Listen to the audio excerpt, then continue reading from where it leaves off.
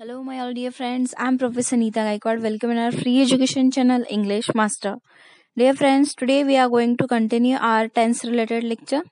आज के लेक्चर में हम पढ़ने जा रहे हैं the third part of the tense. इससे पहले के लेक्चर में हमने कवर किया present tense and the types of present tense. उसके बाद past tense and the types of the past tense. And today we are going to continue our tense related lecture. So first of all हम देखने जाएंगे कि what is the tense. इससे पहले के lecture में भी हमने ये पोर्शन कवर किया, लेकिन मैं आपको वापस ये रिपीट करवा रही हूँ क्योंकि आपके समझ में आने के लिए आपको आसानी होगी. Tense is the form of a verb that takes the noun to show the time it happen. यानी कि काल यह एक ऐसी क्रिया का रूप है जो संज्ञा को समय दिखाने के लिए होता है. सो फ्रेंड्स, जैसे कि there are three main tenses. Present tense यानी कि वर्तमान काल, पास्ट टेंस यानी भूतकाल, फ्यूचर टेंस यानी भविष्य काल. इसके पहले के लेक्चर में हमने present tense, types of present tense, past tense,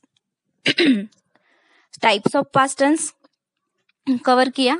आज हम पढ़ने जा रहे हैं future tense and the types of the future tense. So जैसे कि आपको स्क्रीन के ऊपर दिख रहा है, फ्यूचर टेंस यानी कि भविष्य काल. इसका जो फर्स्ट टाइप है वो है सिंपल फ्यूचर टेंस यानी कि सामान्य भविष्य काल.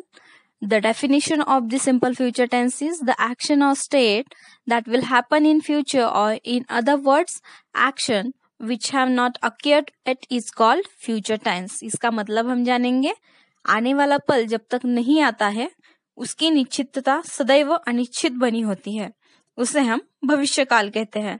सो लेट्स लर्न सम एग्जाम्पल्स.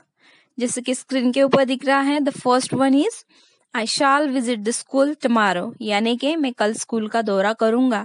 यानी कि भविष्य में जो आप कार्य करने वाले हैं उसके बारे में जानकारी देने के लिए ये सेंटेंस का उपयोग होता है. And the most important part of the future tense is, future tense में विल एंड शैल ये दो जो एक्सिलरी वर्ब्स है इनका उपयोग किया जाता है.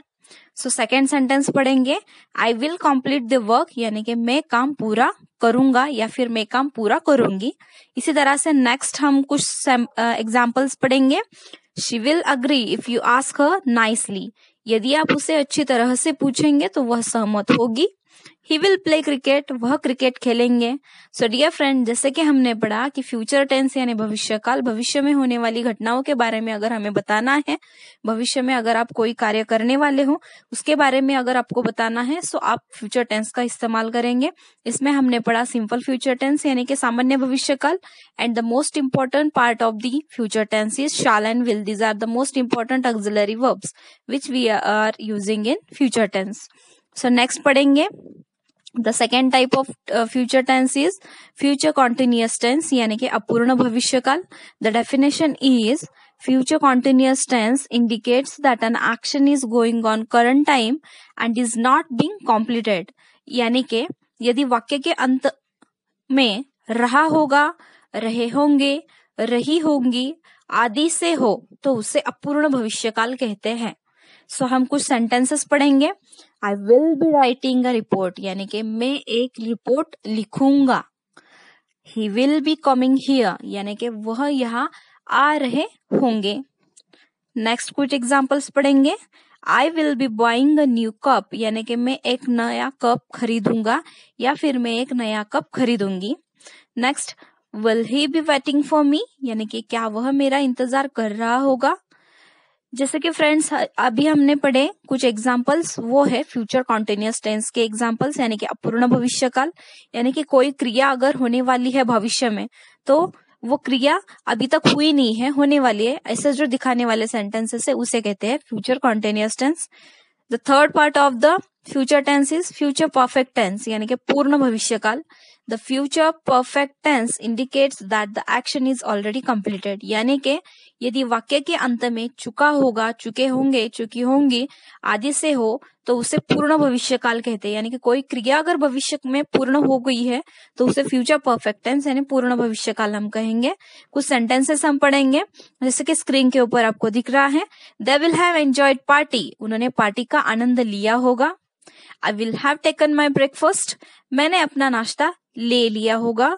नेक्स्ट पढ़ेंगे, he would have finished his work. उसने अपना काम पूरा कर लिया होगा. They will have not seen us. उन्होंने हमें नहीं देखा होगा. These are the examples of the future perfect tense, यानी कि पूर्ण भविष्यकाल के ये examples हमने पढ़े. The fourth type of the future tense is future perfect continuous tense, यानी कि समयकालीन भविष्यकाल. इसे पूर्ण भविष्यकाल भी कहा जाता है. इसका डेफिनेशन लर्न करेंगे. This tense is used to describe an ongoing action that will complete in future. यानी कि यह काल एक चल रहे काम का वर्णन करने के लिए उपयोग किया जाता है जो भविष्य में जाके पूरा हो जाएगा. So friends, इसके हम कुछ एग्जांपल्स देखेंगे. The first one is the kid will have been sleeping since 10 p.m. बच्चा रात 10 बजे से सो रहा होगा. सेकेंड सेंटेंस देखिए यहाँ पे, They will have been writing essays for 2 hours. यानी कि वे 2 घंटे से निबंध लिख रहे होंगे. नेक्स्ट हम कुछ एग्जांपल्स देखेंगे. They will not have been using this car since March. यानी कि मार्च के बाद से वे इस कार का इस्तेमाल नहीं कर रहे होंगे. नेक्स्ट सेंटेंस पढ़ेंगे. She will not have been living here for 5 years. वो 5 साल से यहाँ नहीं रह रही होगी. So dear friends, आज जो हमने टेंस पढ़ा ये है फ्यूचर टेंस यानी कि भविष्यकाल. इसके हमने 4 टाइप्स देखे. The first one is simple future tense यानी सामान्य भविष्यकाल. Second is future continuous tense, अपूर्ण भविष्यकाल. Third is future perfect tense, पूर्ण भविष्यकाल. And the fourth one is future perfect continuous tense यानी कि समयकालीन या फिर पूर्ण भविष्यकाल. इसके कुछ हमने सेंटेंसेस पढ़े. अगर आपको भविष्यकाल में कोई बात होने वाली है वो बतानी है तो ये जो नियम है इंग्लिश ग्रामर का ये आप ध्यान में रखिएगा. शाल एंड विल, ये जो 2 ऑक्सिलरी वर्ब्स है, ये जो सहायक क्रियापद है, यही भविष्यकाल में यूज किए जाते हैं. शाल, विल या फिर शुड, वुड, ये जो वर्ड्स है इन्हें ही यूज किया जाता है. इससे आपको पता चलता है कि ये सेंटेंस भविष्यकाल में यानी कि फ्यूचर टेंस है. सो फ्रेंड्स, आज हमने फ्यूचर टेंस कंप्लीट किया है.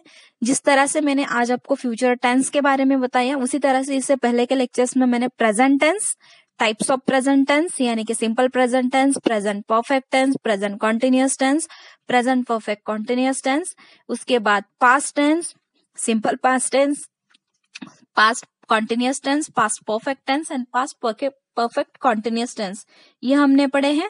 सो सारे लेक्चर्स आप ध्यान से पढ़िएगा, लर्न कीजिएगा. एंड जो आपका कमेंट थ्रू प्यार आ रहा है उसके लिए thanks a lot.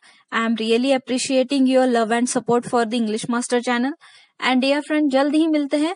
Next lecture में हम कवर करने जा रहे हैं हमारा डिक्शनरी.